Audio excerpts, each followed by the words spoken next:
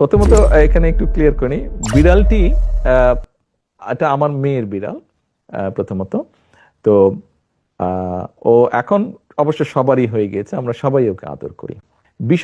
বিষয়টি এরকম, শুধু বিড়াল নয়।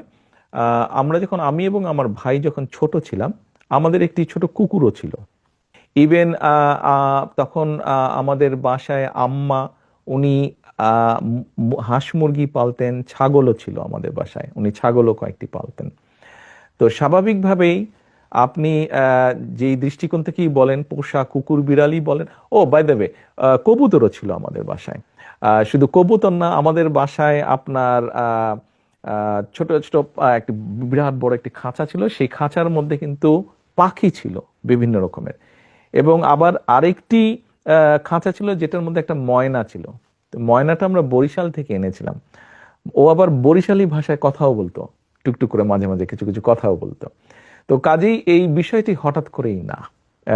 এই পশু পাখির প্রতি যেই বিষয়টি, এটির সাথে আমি কম বেশি ছোটবেলা থেকে আমি জড়িত আছি। হয়তো এটি এখন প্রকাশ পেয়েছে বিভিন্ন ভাবে, বাট এটির সাথে আমি বা আমার পরিবার, আমরা অনেক আগে থেকেই আছি। কুকুর বিড়াল ছিল, গরু, ছাগল ছিল, হাঁস মুরগি ছিল, পাখি ছিল, ময়না ছিল, কবুতর ছিল।